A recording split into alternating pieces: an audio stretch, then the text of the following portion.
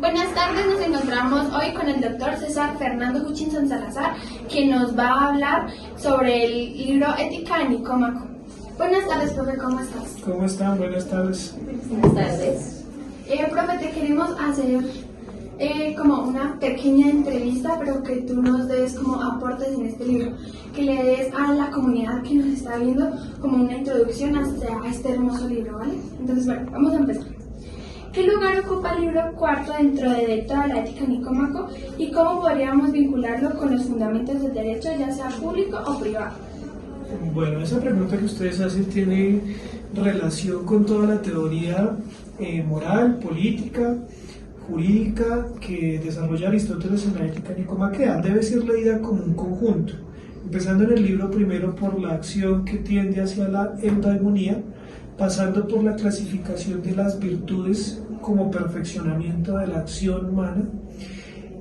Aristóteles allí también va a proponer una teoría emocional y racional para justificar por qué los seres humanos tomamos las decisiones y elecciones que cotidianamente ejecutamos cuando decidimos actuar o no actuar.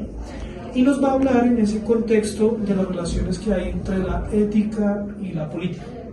Nuestra tarea y la tarea que ustedes han venido haciendo en la lectura de ese libro es trazar los puentes comunicantes para llevar esa teoría al mundo del derecho. Particularmente allí nos sirve de manera central la reflexión que Aristóteles hace sobre los tipos de justicia. ¿Quién de ustedes recuerda cuál es la clasificación que Aristóteles hace sobre los tipos de justicia? La distributiva y la repetitiva. Entonces Aristóteles va a plantear que hay una justicia distributiva y una justicia correctiva. Pero también nos va a plantear que hay una justicia política, una justicia legal, una justicia natural y unas fuentes del derecho que particularmente se encuentran en el artículo 230 de nuestra Constitución, la equidad. ¿Todos de acuerdo? Son los componentes básicos para entender esa pregunta que tú nos has hecho sobre Aristóteles. Ahora intentemos plantear los puentes hacia las ramas del derecho público y hacia el derecho privado. Si Aristóteles propone que la acción debe tender a la eudaimonia o la felicidad, ese concepto de felicidad ustedes lo relacionan más fácil con el derecho público o con el derecho privado. Pensemos, por ejemplo, la tarea de la felicidad colectiva. La tarea de la felicidad colectiva de la eudaimonía se aplica más fácil en el derecho público o en el derecho privado. Derecho público. En el derecho público. ¿Por qué razón? Porque el Estado debe garantizar la felicidad de sus ciudadanos. Sería un mandato del Estado el garantizar el buen vivir, la eudaimonía de los ciudadanos en relación con los fines que tiene el Estado fijados en el artículo 2 de nuestra Constitución. Por el contrario, la teoría de la justicia distributiva y correctiva podríamos aplicarla con mayor facilidad ¿en qué área? Derecho privado. En el derecho privado. La base del derecho privado, podemos entender, son los contratos, los acuerdos de voluntades. Sin embargo, no quiero que exploremos ese tópico hoy aquí en esta breve conversación y me gustaría comentarles cómo en el campo del derecho de daños se ha venido aplicando la teoría aristotélica. Este texto que tengo en mis manos, de Diego Papallanis, es un documento de filosofía y teoría política en el que se discute la teoría de la aplicación de las tesis aristotélicas al derecho de daños, a los principios morales y a la justicia social. Particularmente en este texto se retoman las teorías propuestas por Coleman. Coleman es un teórico del derecho privado que particularmente pensó qué es lo que ocurre cuando en la acción humana se genera un daño. Y generado ese daño, nace el deber y la obligación de reparar el daño. Además, en ese deber de reparación, entonces lo que estaría en juego, según este autor, es la aplicación de las teorías de la justicia de Aristóteles. La correctiva, que viene a enmendar el daño causado, y la distributiva, las formas en las que según se tase el daño, yo debo indemnizar, reparar o restituir esos derechos. Sin embargo, el asunto no es de fácil discusión, pero espero que ustedes lo puedan profundizar en sus posteriores lecturas. Miremos una cita que me llama la atención del ensayo que hace el profesor Johan Garner al respecto. Aquí se habla, en este sentido, de la siguiente manera: cómo hay una relación conmutativa entre las pérdidas y las ganancias. Me permito leerles para que ustedes posteriormente conversen sobre este fragmento en el resto del podcast. Aristóteles advirtió una característica importante de la justicia correctiva así entendida, que Coleman con buen tino preservó en su concepción anuladora original y que bien vale la pena preservar. La mayoría de las transacciones no pueden ser literalmente revertidas. Si usted me deja ciego o me quiebra una pierna, podrá haber algunas reparaciones que hacer y algunas consecuencias podrán evitarse, pero no podrá literalmente, oprimirse el botón de retroceder y devolver la vista o dejar mi pierna como estaba en un principio. Miren el problema que está elucubrando aquí el autor en el derecho de daños, entre el daño y la proporcionalidad de la consecuencia o el deber de reparar ese daño.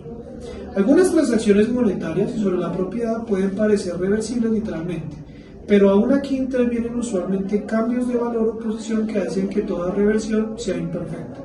Una forma de expresar esto es diciendo que pocas transacciones son de suma cero al tiempo de la reversión. Difícilmente lo que se gana es equivalente a lo que se pierde. Incluso en cegar o ser cegado, donde podríamos estar tentados a decir que mi contrincante ganó lo que yo perdí, la vista. Se tratará de una descripción desorientadora de la transacción. Gracias al ataque de mi adversario hay menos vista en el mundo. Él no se apropió de mi vista para utilizarla añadiéndola a la suya, por ejemplo, para conseguir ojos en la nuca por medio de algún procedimiento propio de la ciencia ficción. Simplemente me quitó la vista. Al final, él no terminó con más o mejor vista de la que originalmente tenía, de manera que no hay literalmente una ganancia correspondiente a mi pérdida. Quiero que ustedes piensen este fragmento en relación con las clasificaciones de la justicia proporcional, de la justicia distributiva y de la justicia conmutativa. Esta es una reflexión evocadora sobre las posibilidades de aplicar las teorías de Aristóteles al derecho privado. En el derecho público, como ya lo dejamos fijado, el Estado tendría la tarea de garantizar la vigencia y efectividad de los derechos ciudadanos, y eso debería ser medido como un indicador de felicidad y éxito del pacto social en el cual nos encontramos. ¿Ha quedado clara la tarea? Sí, señor. Espero que ustedes la puedan continuar. Muchas gracias. Vale, Gracias. muchísimas gracias, su merced. Que tenga buena tarde. Gracias. Para comenzar, se hará una pequeña conceptualización de las clases de virtudes establecidas por Aristóteles en el libro Ética para Nicómaco. Posteriormente, analizaremos a profundidad y explicaremos en momentos que se aplican en el derecho y en la vida real. La justicia es una virtud de hecho, es una virtud máxima. La justicia es la disposición de los hombres de realizar acciones justas y por las que suelen obrar rectamente por su propia voluntad. Al mismo tiempo, se dice que lo justo es lo legal y también es lo igualitario, y que una ley justa debe proporcionar y salvaguardar la felicidad comunitaria. Por esto, Aristóteles concluye que la justicia es una virtud, es la virtud perfecta en relación con el otro. Ese otro que posee la justicia puede conducirse virtuosamente en su relación con otro y no solo consigo mismo. Aristóteles nos dice cuáles son las diferentes clases de justicia. En primera instancia tenemos la justicia que es denominada como justicia distributiva. Esta justicia se da de forma proporcional y por lo tanto como la igualdad que se da en menos de 4 términos. Al ser la justicia una virtud, Aristóteles dice que la proporción de la justicia distributiva es un punto medio, que se aleja del vicio de los extremos conocidos como desproporción. Por otra parte, está la justicia correctiva. Siendo a diferencia de la justicia distributiva, que es algo proporcional, dada conforme a una igualdad aritmética, por lo tanto, esta justicia trata a todos como iguales. Lo injusto, en este caso, es lo desigual. Y el juez siempre trata de igualar. De esta forma, nos dice que igualar sea por medio de penas, buscando eliminar las ganancias y así buscando un punto medio entre las ganancias y las pérdidas. Este medio sería el juez, denominado como mediador. Este juez le quita las ganancias al mayor para dárselas al menor y así los iguala. Otra división hecha por Aristóteles en este libro es la distinción entre justicia natural y justicia legal. La justicia natural es la que tiene validez en todas partes, universalmente.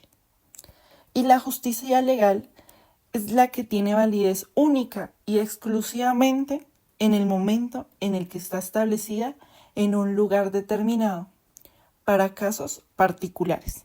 El libro concluye hablando sobre la equidad, definiéndola como una rectificación de la justicia. Debido a que la ley es general y por lo tanto hay casos en los que no es correcto lo general, la ley busca abarcar lo máximo posible, pero esto no evita que cometa errores, ya que hay casos contrarios a la generalidad. La aplicación de la equidad es lo justo y siempre preferible al error cometido por la generalidad. Finalmente, se concluye que la equidad es una rectificación de la ley en casos en los que sea defectuosa en razón de su generalidad. Bueno, quisiera comenzar retomando la frase clave. No hay literalmente una ganancia correspondiente a mi pérdida. Esto es muy fuerte porque nos revela que la justicia correctiva nunca podrá ser absoluta. Cuando se causa un daño irreversible, la reparación económica es apenas un sustituto, un intento de equilibrio. Pero no se equilibra en el plano real. Mi cuerpo, mi dignidad o mis oportunidades de vida ya han cambiado. Aristóteles tenía claro que el juez, al corregir, no restaura el mundo original, sino que se aproxima a lo más posible. Esto me hace pensar que en el derecho civil moderno, donde hablamos de indemnización integral, sabemos que la integridad es una ficción. Una víctima de violencia intrafamiliar, por ejemplo, puede recibir dinero como reparación, pero ese dinero le devuelve la tranquilidad, la seguridad, le devuelve la confianza en su propiedad. Claramente no. Entonces, la justicia correctiva nos enfrenta a un límite humano. Reparar no es devolver, es compensar y a la vez la compensación es simbólica, nunca material. Estoy muy de acuerdo contigo y quiero agregar algo. Aristóteles habla de que hay menos vista en el mundo cuando alguien es cegado. Esta frase me conmueve porque quiebra la lógica de las transacciones. No es como si alguien me quita una manzana y ahora la tiene él. En ese caso, podría devolvérmela y asunto resuelto. Aquí, en cambio, lo que desaparece es irreemplazable. Me parece que aquí se abre un debate ético muy profundo sobre la proporcionalidad. ¿Hasta dónde la proporcionalidad monetaria logra justicia? Pensemos en los casos de las víctimas de conflicto armado en Colombia. Se han entregado compensaciones, viviendas, subsidios. Pero lo perdido en términos de seres queridos, de comunidades desplazadas, de memorias culturales, es irreemplazable. La justicia correctiva, entonces, no solo se limita a indemnizar, también debe incluir memoria, verdad, reconocimiento. Eso no es sumar y restar dinero, es construir dignidad.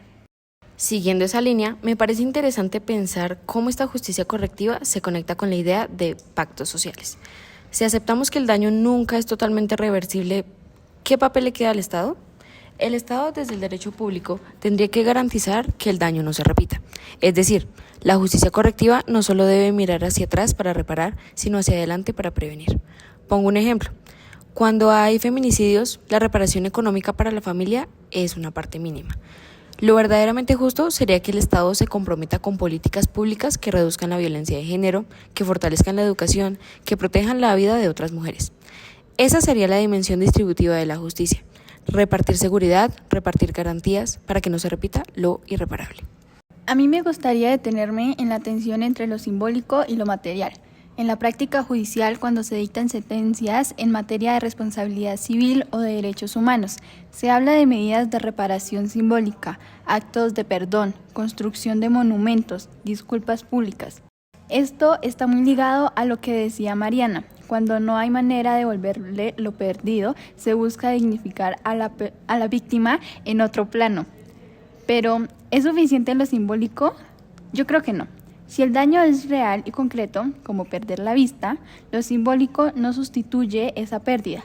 Sin embargo, Aristóteles nos invita a reconocer que lo justo nunca será devolverle lo perdido, sino acercarse a un equilibrio. Tal vez la clave sea pensar en justicia correctiva como reconstrucción parcial del orden roto, no como una restauración plena.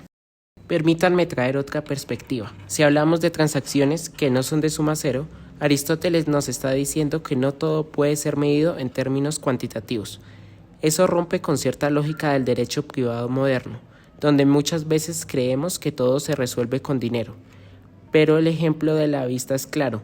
El agresor no gana nada al cegarme y yo lo pierdo todo. No es un intercambio. Este ejemplo me recuerda al pensamiento de Kant. El ser humano nunca debe ser tratado como un medio, sino como un fin en sí mismo. Cuando el daño se mide solo en dinero, reducimos a la persona a un medio de compensación. Pero cuando reconocemos que lo perdido es inmedible, la justicia empieza a ser también ética y moral. Entonces tal vez lo que necesitamos es una justicia correctiva que trascienda lo económico y se convierta en reconocimiento de la dignidad humana. Excelente. Ahora les propongo movernos a la justicia distributiva. ¿Cómo se conecta esta reflexión con el papel del Estado y del derecho público? La justicia distributiva aparece como el complemento necesario. Si el daño no puede revertirse, lo que el Estado debe hacer es garantizar que las condiciones de la vida se equilibren lo más posible para todos. Es decir, no se trata solo de reparar a quien fue dañado, sino de organizar el sistema para que ese daño no condene a esa persona a la marginación. Piensa en los casos de personas con discapacidad. Una persona que pierde la vista necesita no solo una compensación, sino políticas públicas que permitan acceder a educación, empleo, movilidad. Esa es la parte distributiva. Redistribuir recursos, oportunidades, apoyos técnicos para que el daño no la condene a una exclusión social. Y mira, eso me hace recordar la idea de Aristóteles de que la felicidad es un fin último de la polis. El Estado, al aplicar la justicia distributiva, no busca solo castigar o compensar, sino que mide su éxito en el bienestar de los ciudadanos. Si el pacto social se traduce a los derechos efectivos, entonces la justicia distributiva es un indicador de felicidad colectiva. Pongo un ejemplo actual. Las pensiones. Cuando el Estado redistribuye recursos a través de un sistema pensional, está aplicando justicia distributiva. No todos aportan lo mismo, pero se busca garantizar que en la vejez haya un mínimo de seguridad para todos. Y aunque nunca será perfecto, es un reflejo de ese compromiso de la polis en el bienestar. Yo quiero insistir en el nexo con el derecho público. Cuando el texto dice que el Estado tendría la tarea de garantizar la vigencia de efectividad de los derechos de los ciudadanos, nos está diciendo que la justicia ya no es un tema entre dos partes privadas, sino de toda la comunidad política. En otras palabras, si yo soy dañada y no recibo justicia, no es solo un problema mío y de mi agresor, sino un fracaso del pacto civil. Ese punto es clave. La justicia distributiva y la correctiva se unen en el Estado como garante del contrato social. No se trata de que yo litigue solo contra mi agresor, sino de que el Estado me proteja porque mi dignidad es la parte de la dignidad de todos. Lo que dice Karen me recuerda al constitucionalismo moderno. Hoy hablamos de un Estado social de derecho donde la justicia no es solo neutralidad, sino acción positiva.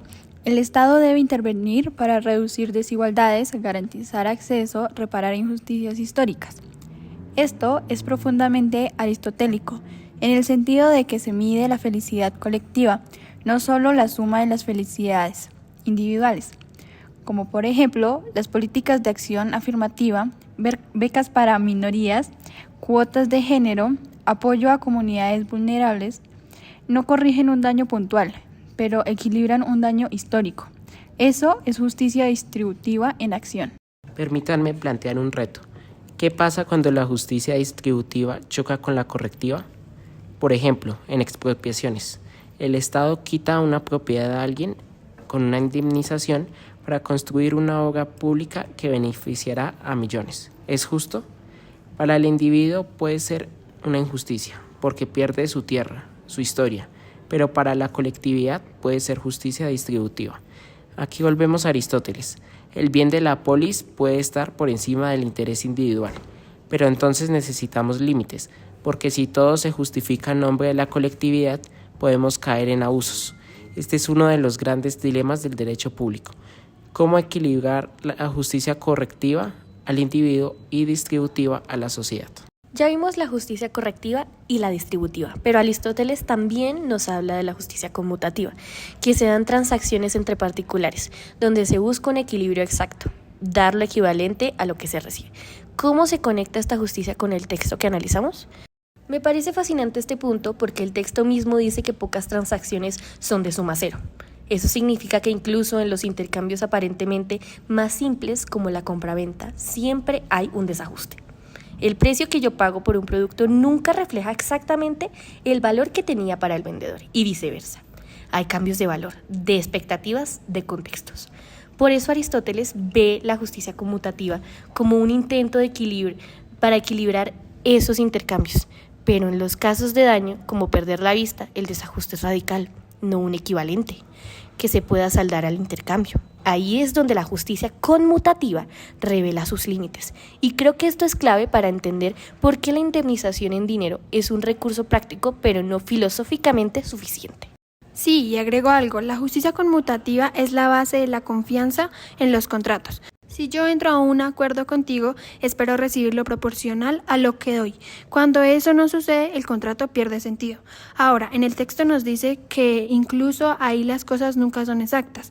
Esto me hace pensar que la inflación, por ejemplo, yo pago un precio justo hoy, pero ese mismo dinero en unos meses no vale lo mismo. O en el trabajo, ¿cuánto vale realmente el tiempo y la creatividad de una persona? ¿El salario es un equivalente justo?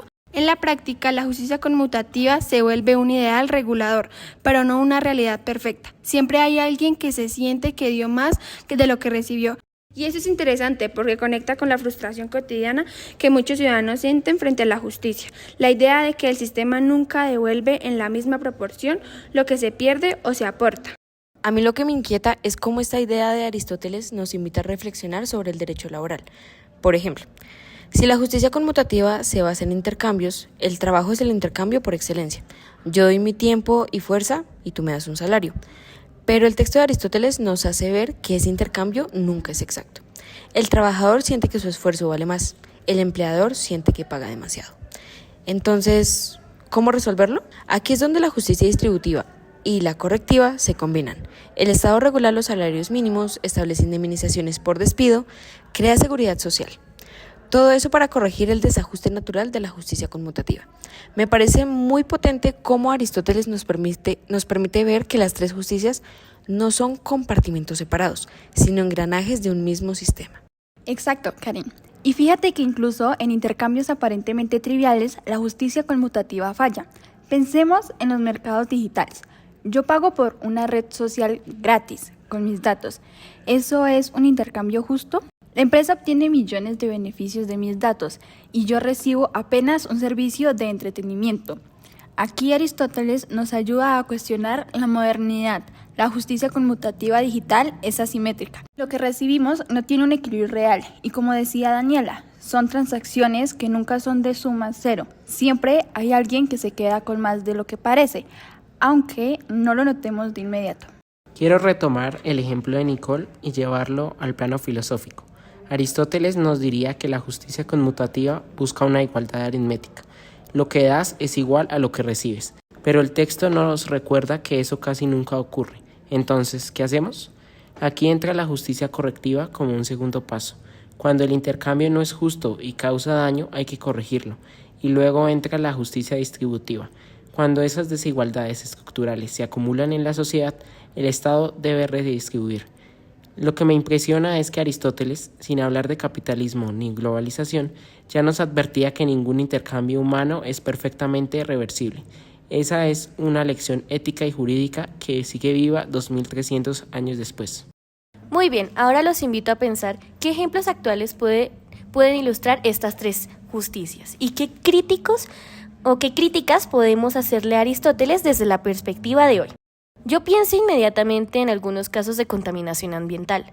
Cuando una empresa contamina un río, el daño es irreversible. No se puede devolver el agua a su estado original. La justicia correctiva intentará compensar a las comunidades, pero nunca devolver al río.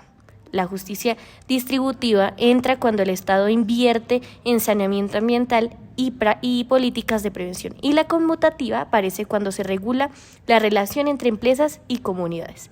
La crítica aquí sería que Aristóteles pensaba que entre relaciones entre individuos podemos hablar hoy como daños colectivos globales. Su esquema sirve, pero necesita ampliarse. Otro ejemplo claro son las violaciones de derechos humanos. Pensemos en las desapariciones forzadas en Colombia. ¿Cómo se repara una familia que nunca recupera el cuerpo de su ser querido?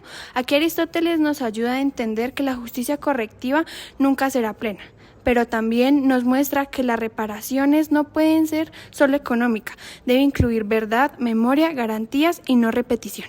La crítica sería que Aristóteles no imaginaba un Estado moderno con responsabilidad en garantizar justicia.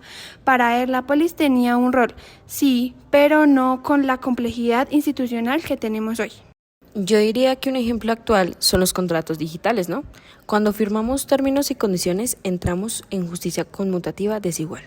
El usuario da mucho más de lo que recibe. Aquí la crítica a Aristóteles es que su esquema se centraba en bienes tangibles. Hoy los bienes intangibles, datos, información, reputación digital, tienen un valor enorme. Entonces, necesitamos actualizar su teoría para un mundo donde el intercambio ya no es solo material, sino simbólico, cultural y tecnológico. Yo pondría como ejemplo las políticas de reparación a comunidades indígenas. Ellos han sufrido despojos históricos de tierras, lenguas, culturas. ¿Cómo se corrige ese daño? No basta con darles dinero. Aquí la justicia distributiva implica devolver territorios, reconocer derechos colectivos y proteger lenguas. La crítica sería que Aristóteles no contemplaba la justicia en términos de diversidad cultural. Su visión estaba centrada en el ciudadano griego, no en una pluralidad de pueblos. Entonces, nuestra tarea es leer a Aristóteles críticamente, ampliando su esquema a sociedades multiculturales. Yo quiero traer un ejemplo global, la crisis climática.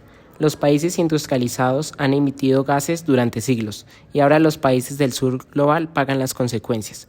¿Cómo se corrige ese daño?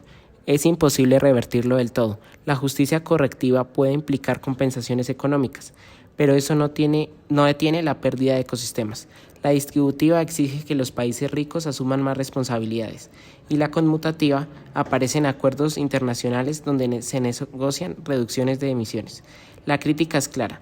Aristóteles no podía prever un mundo interconectado globalmente, pero su intuición sigue vigente. No todo daño es reversible y la justicia exige más que cálculos matemáticos. Por último, el texto nos invita a conectar estas justicias con el derecho público y el derecho privado. ¿Cómo lo ven ustedes? En derecho privado, la justicia correctiva está en el corazón de la responsabilidad civil. Cuando alguien causa un daño, debe repararlo. En contratos, la justicia conmutativa regula el equilibrio de prestaciones, por lo que más parece clave es que incluso allí, como dice el texto, la reversión nunca es perfecta. En el derecho público, la justicia distributiva es central. El Estado debe garantizar derechos, corregir desigualdades y proteger a los vulnerables. Entonces, la gran lección es que ninguna justicia por sí sola basta. Se necesitan todas y se complementan. Yo lo veo así. En el derecho privado, la justicia busca equilibrios individuales. En el derecho público busca equilibrios colectivos. Pero en ambos casos, Aristóteles nos enseña que lo justo no es devolver lo pedido, sino construir proporcionalidad en un mundo imperfecto. Me gusta pensar que en el derecho privado es el terreno de las relaciones cara a cara, mientras que el derecho público es el terreno del pacto social. Y en los dos, la justicia aristotélica nos da herramientas para pensar más allá del dinero, en dignidad, en bienestar, en felicidad. A mí me parece importante resaltar que el Estado no solo debe garantizar derechos, sino también medir la justicia como un indicador de felicidad social. Ese es un reto enorme. ¿Cómo medimos la justicia? ¿Con estadísticas de pobreza? ¿Con índices de desigualdad? ¿Con encuestas de percepción de bienestar? Creo que Aristóteles nos reta a pensar la justicia no solo como reglas jurídicas, sino como proyecto de vida buena en común. Eso cambia la manera en que entendemos el derecho público. No solo es administrar, es construir felicidad. Sí, Karen.